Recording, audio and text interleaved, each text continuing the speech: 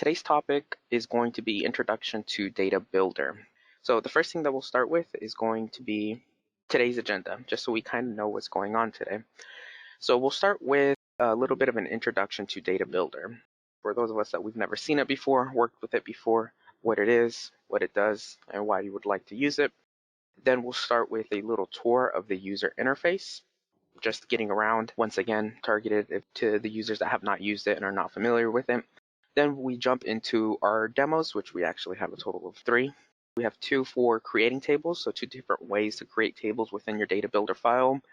And the last one is going to be how to incorporate those Data Builder files into your BarTender designer. As mentioned per the agenda, we're going to begin with an introduction to Data Builder. Let's look at a few bullet points and review just what it is exactly. In essence, what Data Builder is a application in your BarTender suite that allows you to create these BarTender database files, so Data Builder files. Within any one of these Data Builder files, you can have one or more tables that you'll have to create or import. And from there, you can either use those tables to populate your labels, just like you would other database platforms. And you can also use them in some of the other companion applications, such as the integration platform and process builder. A couple of the benefits to actually using Data Builder, you're able to quickly and easily embed data and more specifically images into your tables. If you use another platform, what you end up having to do is you reference a path name or you embed the image and they're static and conditionally printing into the template itself, right? Aside from storing the images in binary format, there's not really an easy way to pull a whole image from a database field and have that just work kind of quick and seamlessly. So we'll see how that works and what it looks like and what it ends up looking like on our labels. Also, we have a really powerful built-in validation tool. So what you can do is you can set a set of rules that allow you to dictate when data is entered if it meets your criteria, so if it validates. So if you have a need for currency or you have a need for a certain type of data or more, there's operators and all that. We're going to cover all that. So if you want it to be greater than or equal to, and you can set a set of rules, able to set a warning as well if those rules are not met. If you open Data Builder up, it's going to by default just have a single table on the left, and this is what the UI is going to look like. I've already imported a table into this screenshot just so we have something in the middle to view and see what the layout could look like. If you haven't added a table yourself, you'll just see table 1 and no records and no fields on the right. So this is going to be the main UI. Across the top, you're going to have a ribbon style menu, just like you do in the other BarTender companion applications. Down at the bottom on the left, you're going to have all your tables. And on the right, where we see product name, quantity per box, and images, that's going to be where all your field names and your data exists. At the bottom, we have the records, so what record you have selected and how many there are total, and the data view and the design view tab. We're currently on the data view tab. Up at the top, when you select the home option here, the home tab in your ribbon, you have the ability to add a new table or remove a table based on what you have selected. Now, the remove table in this screenshot is grayed out because I only have a single table created. If I had more than one, it would allow me to delete as many as I'd like up until the last one. The clipboard functionality, so that's going to be your basic kind of copy and paste of data, tables, all that good stuff, and also your keyboard shortcuts still work, so your Control-C, Control-V and all that. Under Edit, that's going to be just a quick and easy way to clear data if you just want to, clear your data, or remove all the fields from your table, same kind of scenario. And remember, whatever you have selected on the tables on the left and on the right, the actual fields or record, whatever field or record you have selected, based on what you click up on the ribbon is going to affect that specific selection. So if you have multiple things that you need to edit, you'll have to go through or select them all and do that, or go through and edit them individually. So we're going to go from the Home tab up at the top over to our Fields tab. So I threw in a few different samples of data and tables and all that so we can see just different examples of how things are set up here. So when we click on the Fields tab, we still only have one table on the left, so this is the Tools table. And on the right, we have the field names going across the top, starting with product name and all our data. Now we have the ability here to, under our fields option, we have the ability to add a field, remove the field. And if we select a given field, so in this case I have the MSRP, which is the third field over selected. If we select a given field, we can set a format. And we do have to select the format whenever we create a field as well, and we'll see that in the demo. But in this specific example, we have the MSRP, and the data type is going to be numeric or a number. The format type is going to be currency. If that validation fails, or if you don't meet that criteria when you enter data, you'll be prompted with an error message. We also have the ability to set a default value under the properties, and then more importantly, the validation section. So we have a quick few checkboxes, so for indexed, it's required, or we require it to be unique.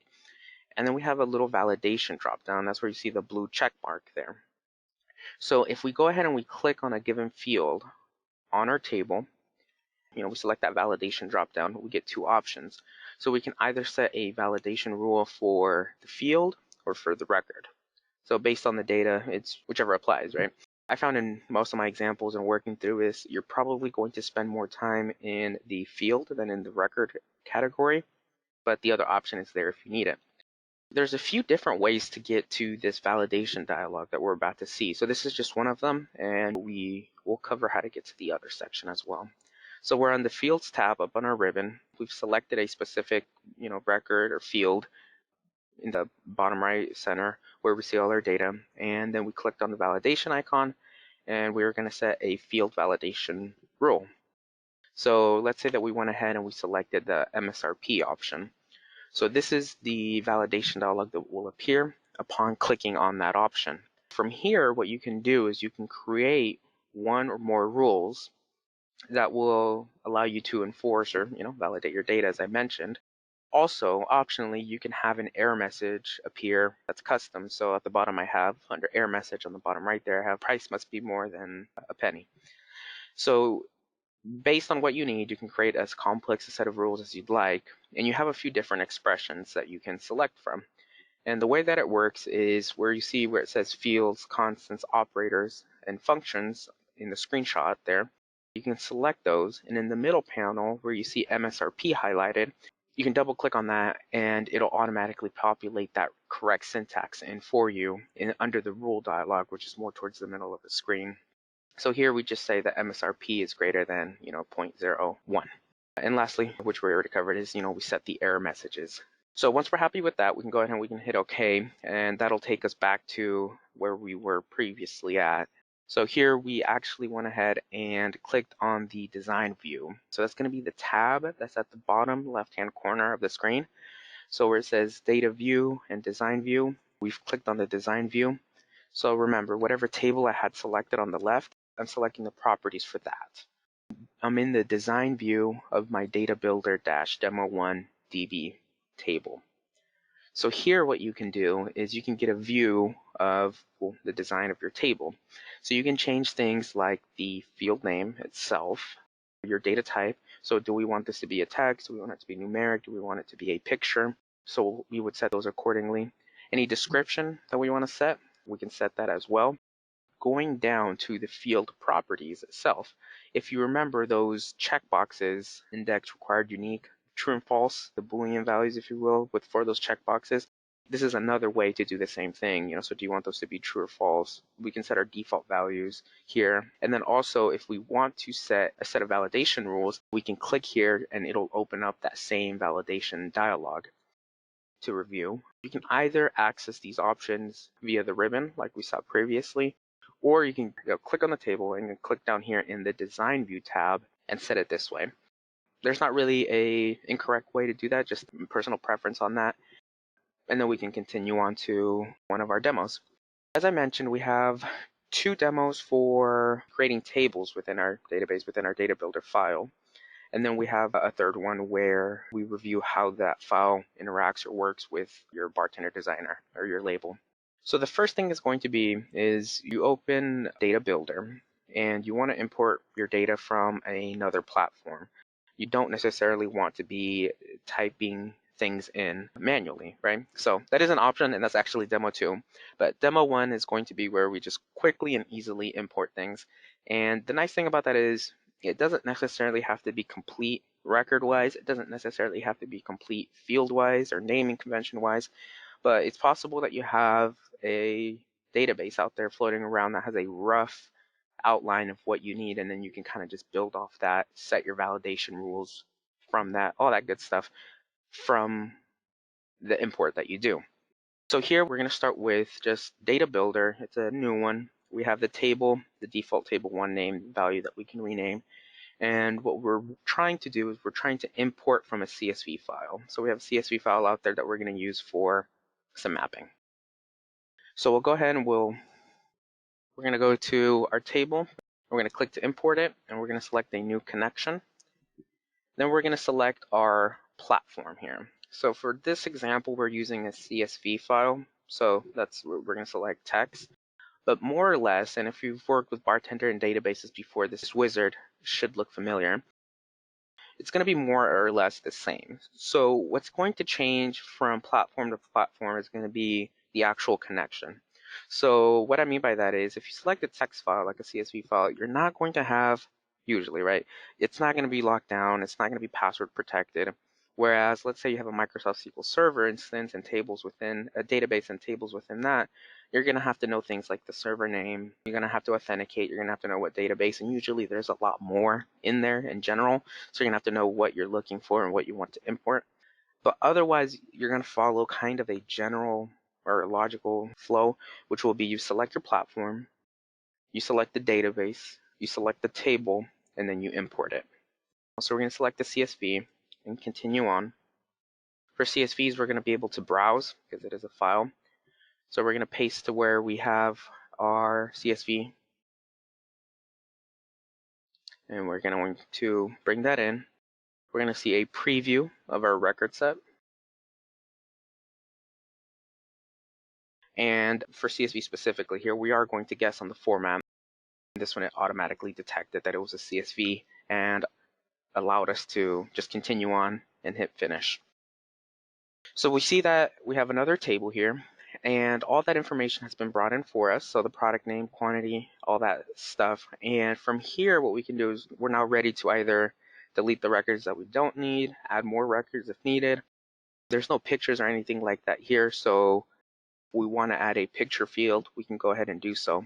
If you look, we have the item image field, but we're actually referencing a JPEG, which is presumably in a directory somewhere. Another option is we actually embed it within the table themselves, and we're not reliant on that external resource anymore. So that's one way to create a table, is by importing your data. Now, if you don't have that, what you can also do is you can just create a new table from scratch. So we begin again in the data builder. There's no welcome screen. This is what is presented to you upon opening the application if you don't have any previous tables. And we see the standard table 1 here on the left and no data or anything like that. Under these circumstances, the scenario that we would be in is we want to create a table to store our data, possibly to have dynamic data on our labels. Maybe it's part of an integration or something like that. But we want to try to think of what we want to name the table, what fields we need in that table, what kind of data is going to be contained within those fields, and we're going to have a rough sketch or outline of that. And this one is the one where we actually renamed the table, so we'll just name it tools table, something simple. And then we can go off to the right. And one thing to note is there's a few different ways to do this, to add fields as we saw. So you could click up on, we're on the fields tab on the ribbon up at the top. So we can click on those icons up there. We can just use the UI in the center. They more or less allow you to do the same thing, so whenever you create a field, the first thing you're going to do is you're going to select the data type or what kind of data it's going to contain. We already have our default ID field there, which I believe starts with record 0, and then it just increments up. So that's your prime key, if you will, there. We selected text. We have a product name. Then we can select a different type of data field type. We have number, so we'll call this the MSRP. Then we have, first we're going to set our validation here. So we already set the MSRP to number as a data type because that's the type of field that we created. This is what our edit validation dialog looks like. If you see here, I just double clicked on it. I go into my operators and I select the greater than operator. So I just double click that as well. then just type in the value that I need. I set my optional error message so I can warn my print operator of whatever criteria they're not meeting. If, excuse me, not print operator, my data entry person, of whatever criteria they're not meeting. And if you do have any kind of syntax errors in your rules, you'll get that warning. I'm not sure if you saw that as well. We've set a criteria there, or validation property rule for our MSRP. So now we see that implemented, and we can go ahead and add a numeric value, and it's happy. It's not complaining because the 12.99 is a numeric value. So we'll give it a product name. If you see, we're just manually entering some of the field values that we see in the previous screenshot. Then we'll enter, so this is going to be one of the more kind of reasons to use Data Builder here, which is harder to do with other database platforms here. So what we did there is we created a new field and we made the data type picture. And what that allows us to do is, as we'll see here in a moment, embed actual pictures within the table. So we'll name this product image, and we'll right click where it says no image data. And we're going to say insert from file. If I had something on my clipboard, I believe I could have pasted it. But I'm going to do insert from file.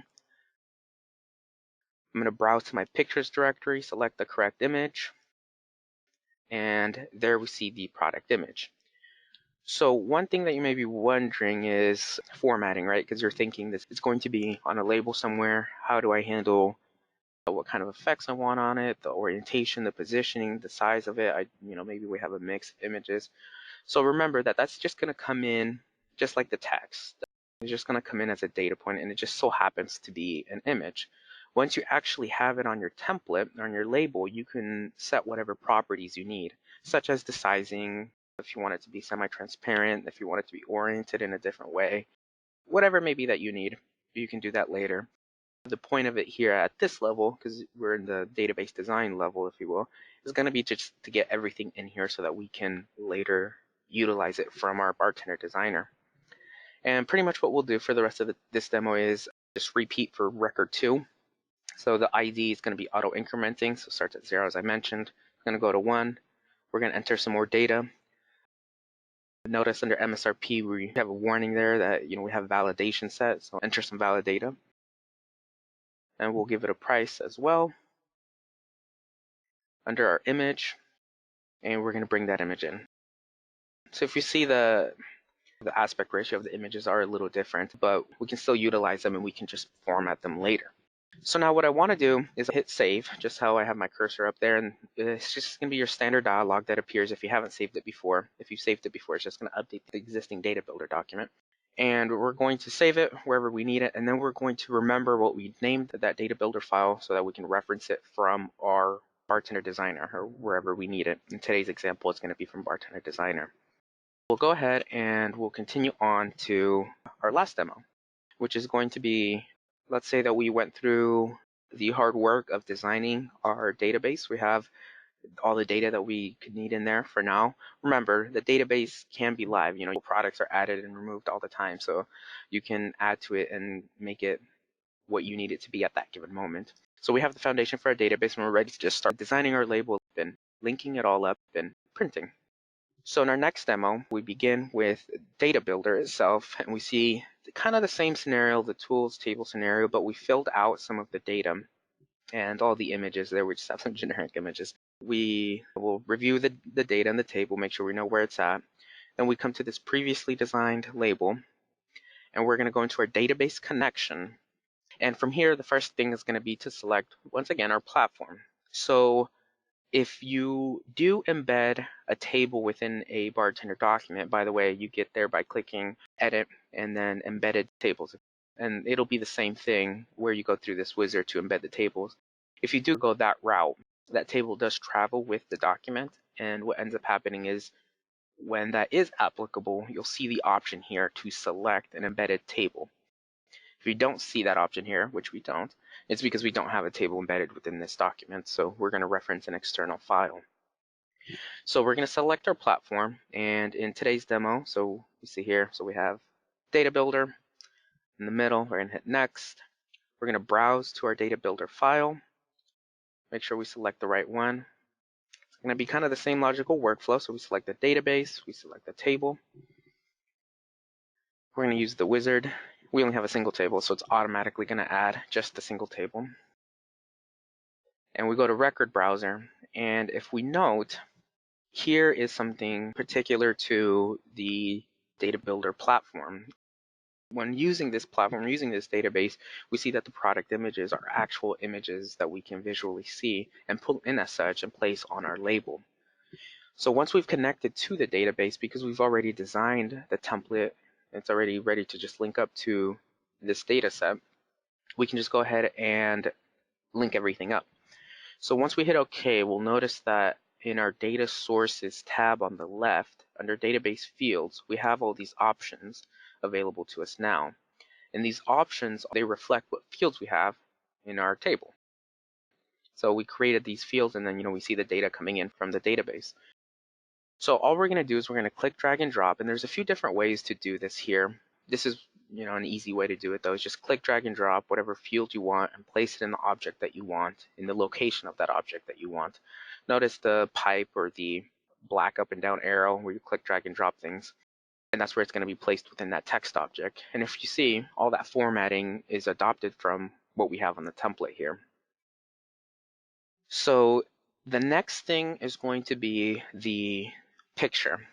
So in this particular template, what I did is I created a picture, and I've set my specific size, and I've set the source of the image to be from a data source, and the default for that is going to be embedded data here if we look at the type on the right.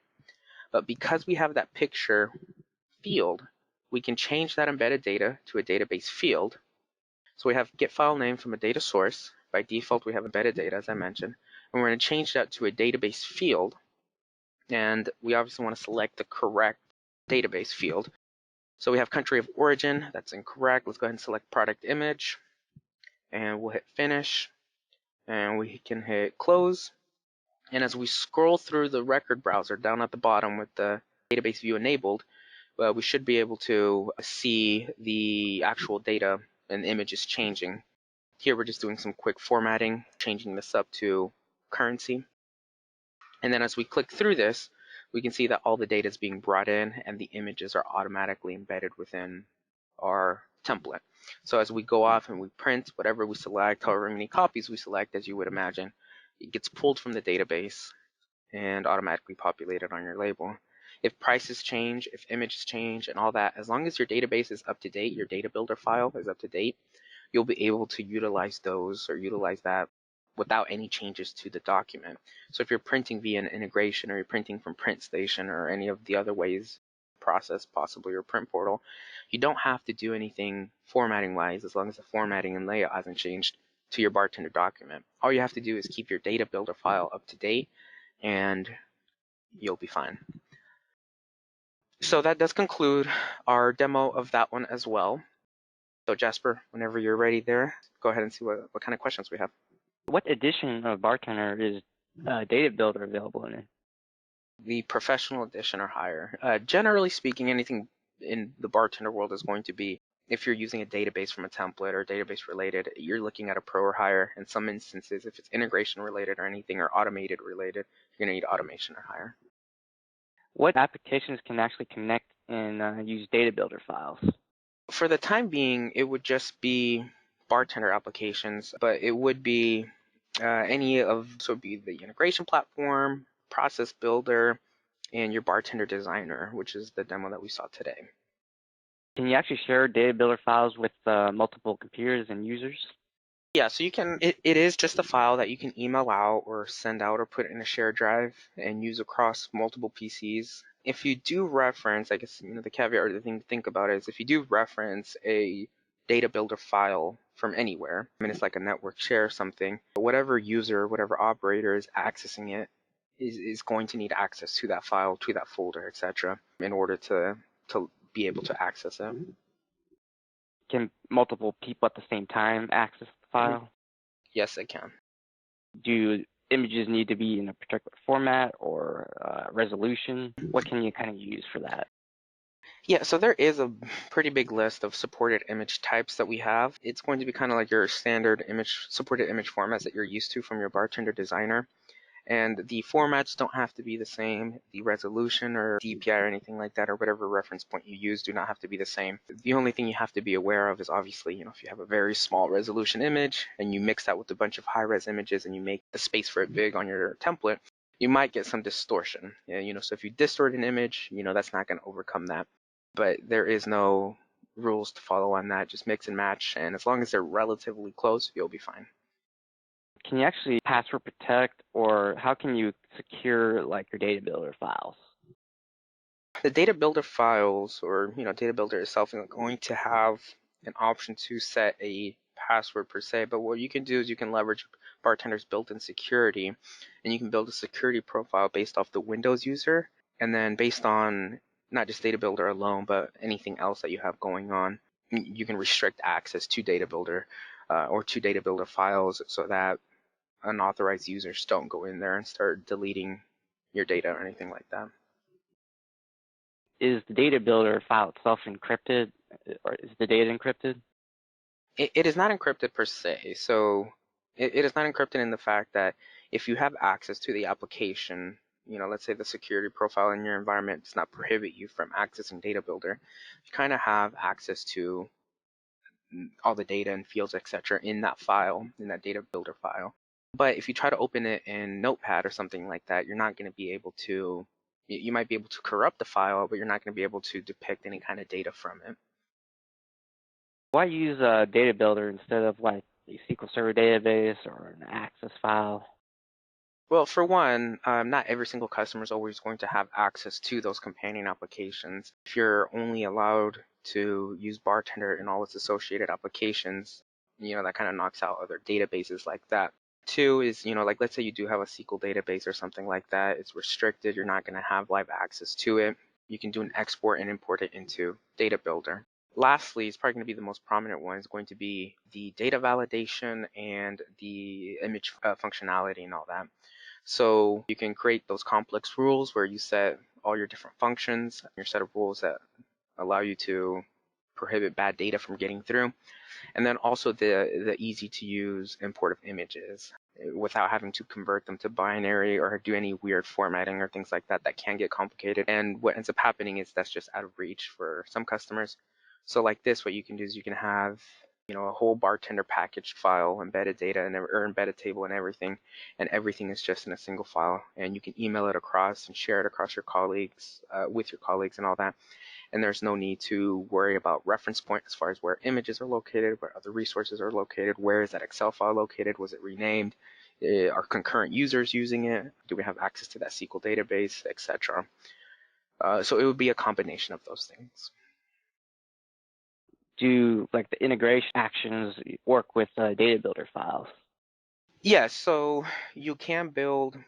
There's various ways that you can do it. You can build integrations where you have, table joins and all that, and, you're referencing, you're waiting for a new record to be updated or a certain time or a newer stamp, that sort of thing. You can reference the data builder file from the BarTender document, and maybe it's a file drop integration or, some other type of integration, but you're referencing it for a data standpoint.